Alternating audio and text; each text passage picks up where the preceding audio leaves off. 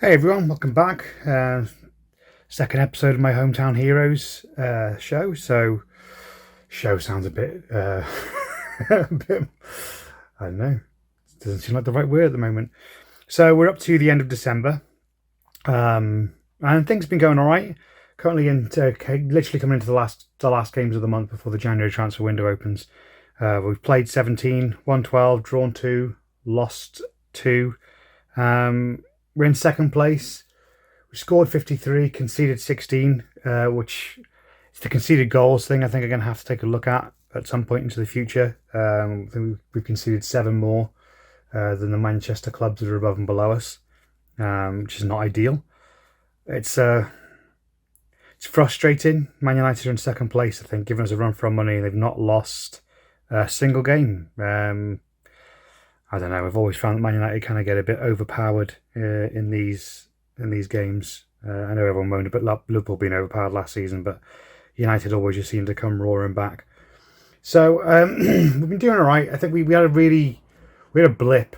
I'd say mid-September to mid-October. We lost to Bournemouth, had a heavy draw to Leicester, lost 4-4, drew 4-4. Drew with Southampton and then lost to Wolves, and that was all within the space of about 4 weeks. And that's really kind of, I think, where the goals conceded have come from. It was 4 against Leicester. I think it was 2 against Bournemouth and 2 against Wolves as well. So yeah, I mean, performance-wise, it's been going all right. We haven't been going too badly. Salah's played, I think, 21 starts and got 27 goals, so he's doing better than Haaland at the moment in the Premier League.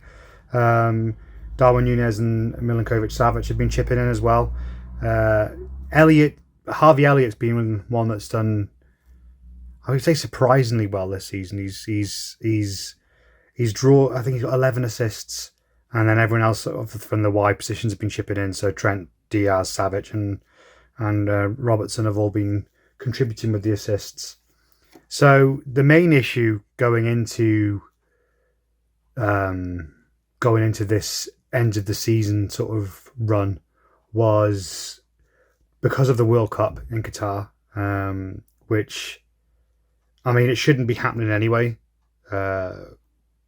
just for the disruption to everyone's domestic leagues alone.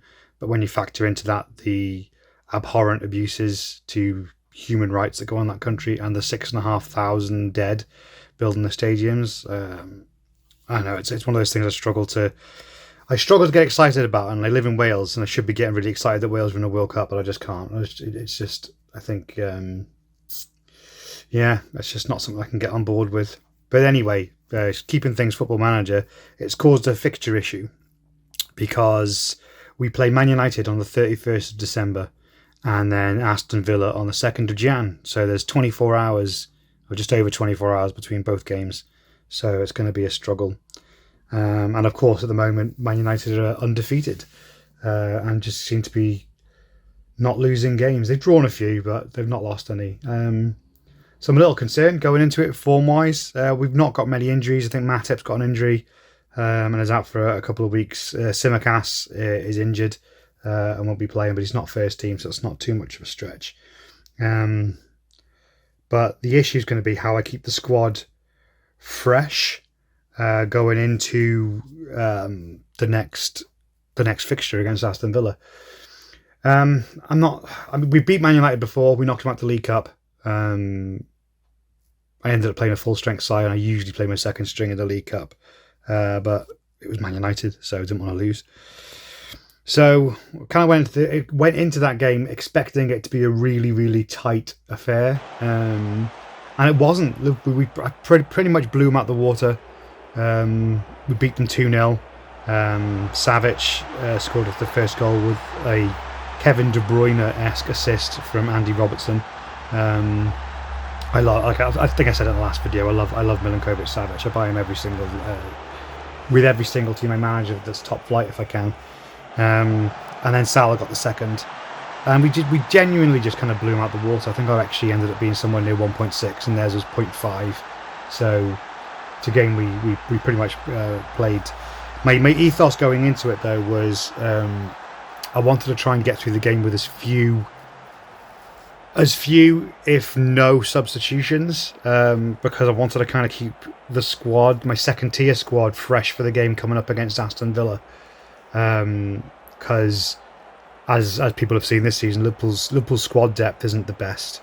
There's a few kids and stuff that have to kind of bed in and play in place, and the older players aren't the best quality either.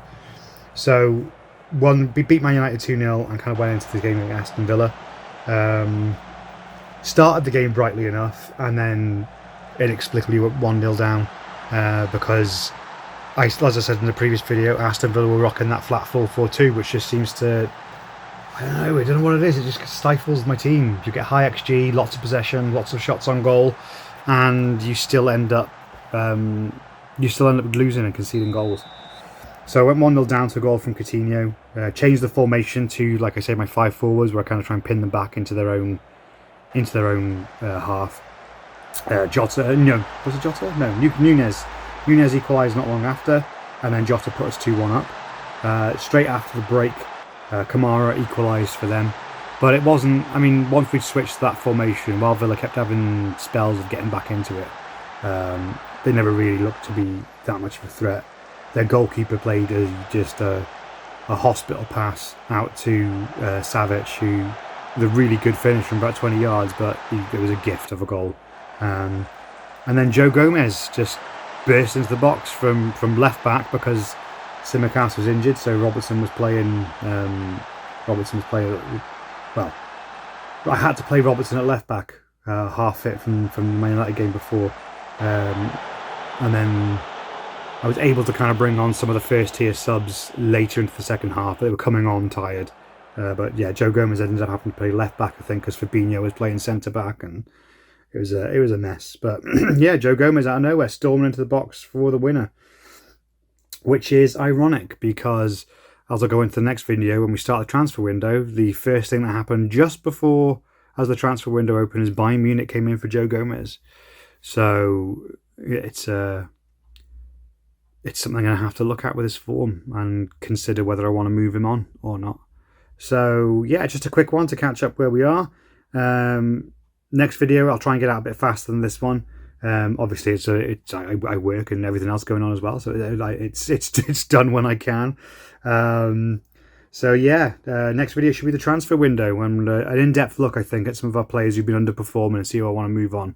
I'm thinking maybe Jota and Matip, but we'll see. Okay, so I'll see you next time. Bye.